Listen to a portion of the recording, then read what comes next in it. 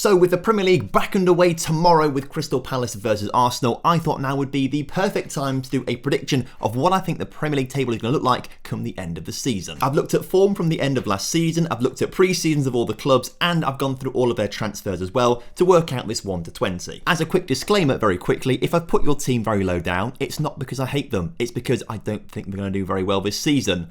But also for a bit of controversy so you can get talking down in the comments. Also, I have no bias in the Premier League for any club. I support Lincoln City and that's that. You know, if anything, maybe Nottingham Forest slightly because they're kind of local and I went to uni there. But really, I couldn't care about any of these clubs as a fan. So actually, hopefully that makes me a little bit more objective than other videos predicting the Premier League table for this coming season. I've also got a Fantasy Premier League which you guys can join. There'll be a link or the code to it down in the description as well. So we'll start off with 20th place and for me, I think it's going to be Bournemouth in 20th.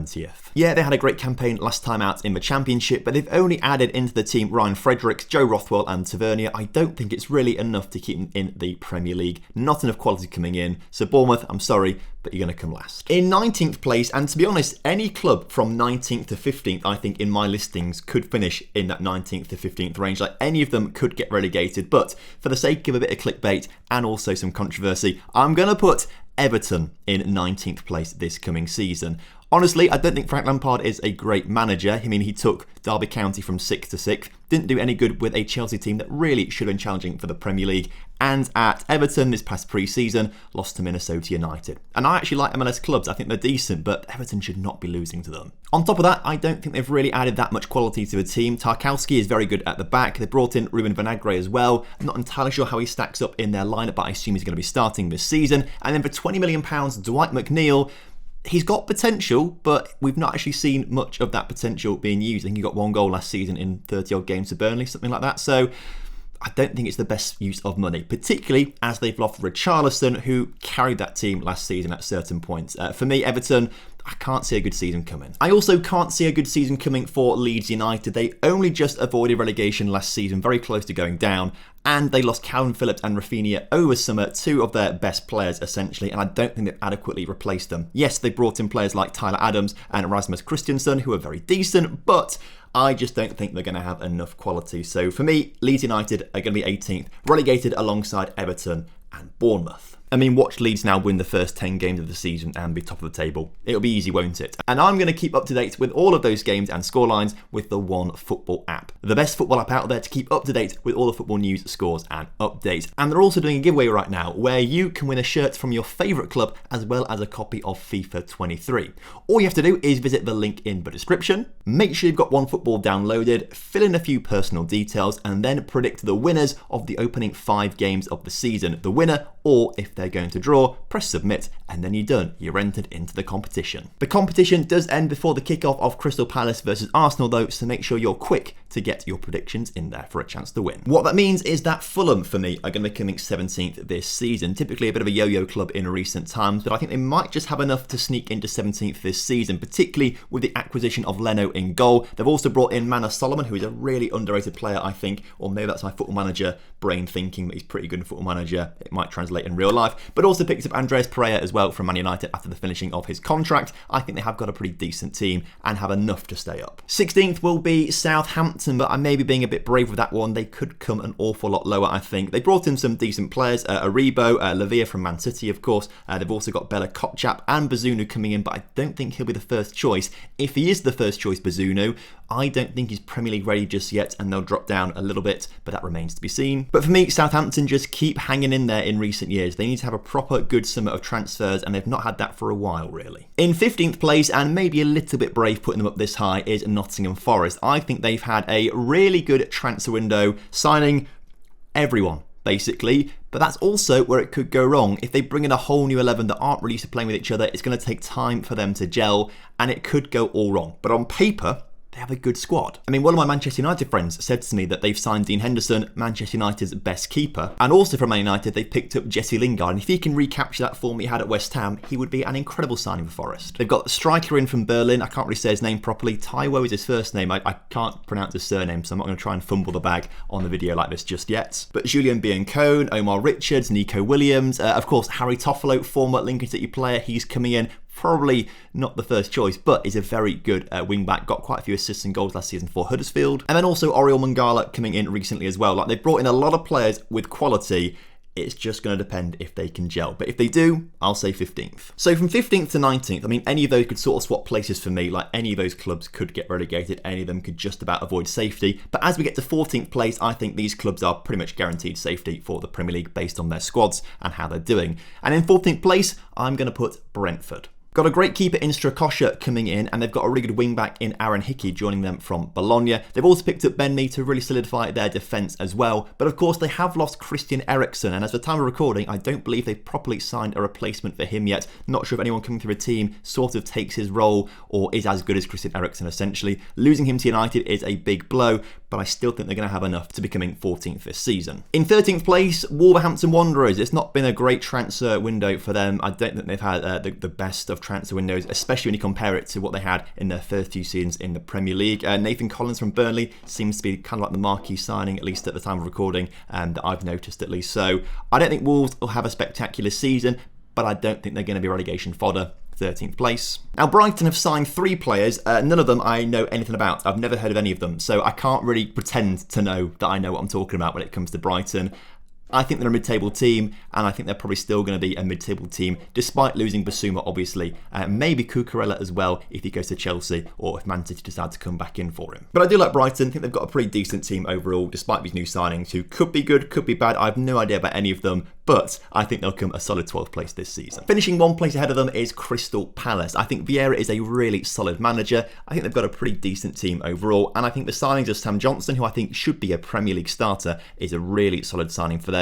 And Cheick Doucouré coming in as well is also going to be pretty solid as a player for them. So I think Palace will probably maybe give Arsenal room for their money tomorrow night, but Arsenal for me have made some really good signings, as you'll see from their ranking later on in the video. I think they're probably enough to overcome Crystal Palace, but Palace should have a solid season. They always tend to. In 10th place, I'm putting Leicester because they've just not signed anyone, have they? So basically we're reviewing last season's team. I think the teams they're battling with that I've actually put ahead of them in the table have improved over summer and will finish ahead of Leicester. I think Leicester will be a bit disappointed with this season. Obviously, they've gone from the heights of winning the Premier League, finishing the European places. People were saying, well, Leicester, maybe they're sort of disrupting that traditional top 6. They're going to muscle themselves in there and sort of become established.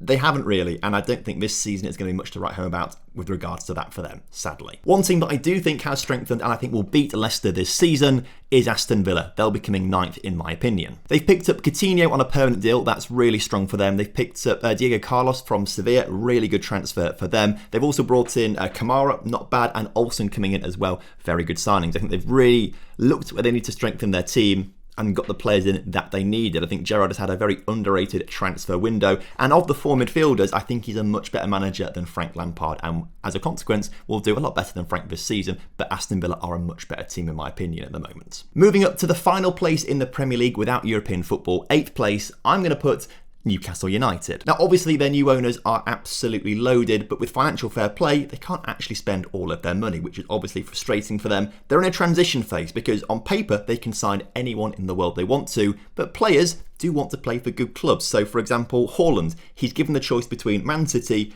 and Newcastle. Well, right now, he's going to be going for Man City, even if Newcastle pay him more money because Man City are going to give him more trophies. So at the moment, Newcastle are in a transition phase where they need to attract some better quality players to get better results, to then attract better quality players to get better results down the line. So it's going to be a few years, I think, before they are challenging for European football properly. But I do think the additions of Sven Botman, Nick Pope, and of course Matt Targett on a permanent deal are really good additions to this Newcastle team. I think Eddie Howe's a really good manager. I think he'll get the best out of them. We saw that in the second half of last season.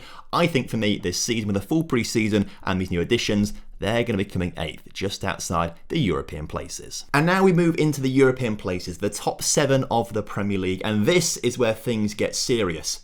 And when we get serious, we stand up.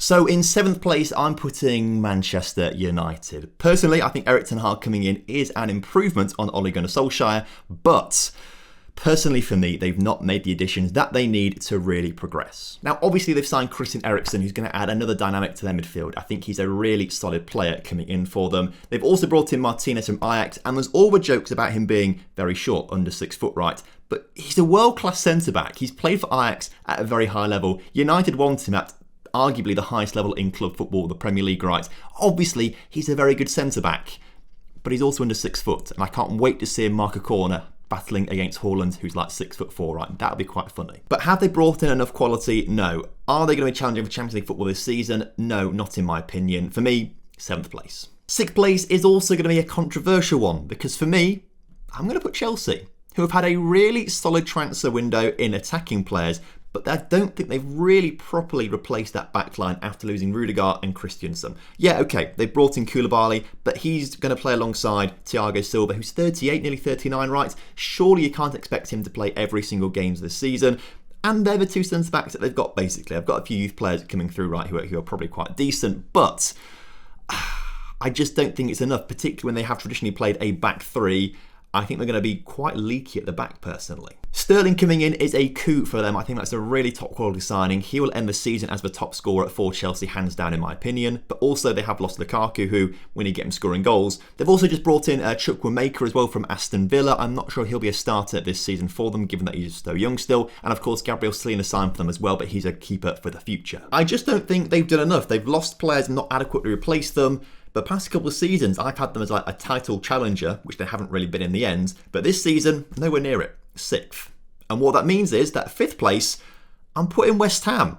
They had a fantastic run in the Premier League last season, but also the Europa League as well, getting to those semi-finals. Very unlucky for them not to get in there, but they have improved. They've really improved. They've got Areola now on a permanent deal, and they've just brought in Scamacca as well from Sassuolo, and they needed that proven goal scorer last season. Antonio's good, but he's not Champions League good. Scamacca, I think, is. He's a massive, big forward for them, and I think he's going to add a lot of firepower this season. So for me, I think West Ham are going to have a really good season. Also, as I'm stood up, I feel very powerful. So this is now my chance to point at the camera and command you to drop a like on the video, please, and also subscribe if you are new around here. We'd very much appreciate it. That brings us into the top 4.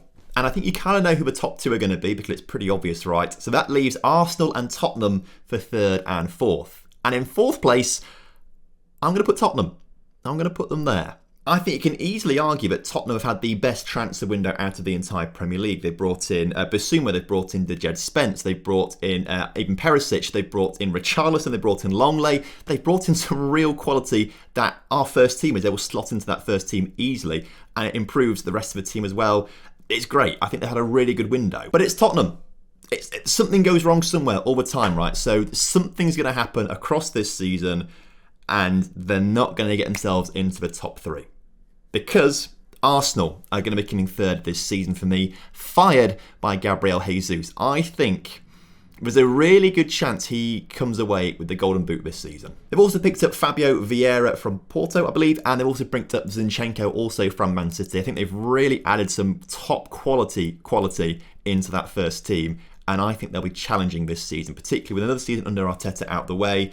I think they've probably gelled together a lot more. I think they've got rid of some of the bad eggs in the team as well. And I think Arsenal are going to have a really solid season, one of their best for a long, long time. To be fair, Arsenal, Tottenham, they could be 3rd or 4th either way. They'll both be in the top 4 in my opinion. Which way around it is, I don't know. But maybe for the clickbait and the controversy, I'll put Arsenal ahead of Tottenham. And then, of course, we come on to the top 2. Will it be Liverpool or Man City winning the title this season? Well, I think Liverpool are going to be coming 2nd. Personally. Now, the big loss for them this summer was Mane. He's gone to Bayern Munich. Obviously wasn't going to sign a new contract, so they're going to just try and get the money for him, and they have done. They've brought in Darwin Núñez to replace him, and I don't think he's going to be quite as good as Mane to start off with. Yeah, maybe down the line he will be, but season 1, I don't quite know. What I do rate, though, is the passion. The passion's there. The way he celebrated that goal in the Community Shield. Of course, we were watching that thinking, this is a bit of a joke competition, like a glorified friendly. He loved it. It was like winning the World Cup for him, and I rate that passion massively. I think it's going to be a really big part of his game this coming season.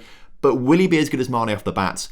I don't think so, personally. They've also signed Fabio Carvalho from Fulham, and he'll be a pretty decent signing, but more down the line. They've also picked up Calvin Ramsey as well from Aberdeen. He'll be good, but again, more down the line. So the only real addition they made to the team, and they don't need to make many additions to the team. Like, they are a very good team that got to a Champions League final last season, right? Unlucky to lose to Real Madrid. But I don't think they're going to have quite enough to take on Man City. And that's because Man City have really strengthened their first team. I mean, it was already an incredible team, but they signed Haaland. And Haaland is going to win Golden Boot. And if he doesn't, Gabriel Jesus will, but I'm pretty sure Haaland's going to end up with the Golden Boot at the end of the season. They've also added Calvin Phillips into the team, and that's a really solid holding midfielder that's going to be there for a long, long time that Pep can really mould. And of course, it's not a signing from this summer, but Julian Alvarez is coming back from his loan spell at River. They signed from River, sent him back on loan. He's now coming back for this season. I think he's going to be an enigma for them on the wing, and I think it's essentially a new signing, right? And I think it is an improvement. I think it's a really good addition to the team. And it's scary when you think about their front line for the future. I mean, they've got Haaland in there, they've got Foden in there, Alvarez in there. Like, that's a decade-long dynasty, essentially. And if they can all start playing with each other well this season, imagine how dangerous they'll be this season and in the future. Don't get me wrong, it's going to be a tight battle between City and Liverpool once again. But I do think City are going to be the better team over the course of 38 games. And there we go. That's my Premier League prediction. Let me know what you guys think down in the comments section. If you think I'm completely off my rocker, or if you agree with me, and let me know your 1 to 20 as well down in the comments. I'd love to read some of them. So I've taken this 1 to 20, I've saved it, and then come the end of the season, we'll do a reaction to it as well. We'll also do an FM23 video on the FM23 predicting the Premier League as well in a few months' time when FM23 comes out. So by the end of the season, we'll have a few data sets to go through to see if I was right, if FM was right, or how wrong we both were. Also, as a quick reminder, there'll be a link down in the description to the FPL League, or the code down there for the FPL League. Make sure you get signed up for that one. We'd love to have as many people in that league as possible. And also, there is a link down there as well to the One Football giveaway, which is well worth getting involved with. So thank you for watching. Make sure you drop a like, subscribe if you're new, and I will see you soon. Goodbye.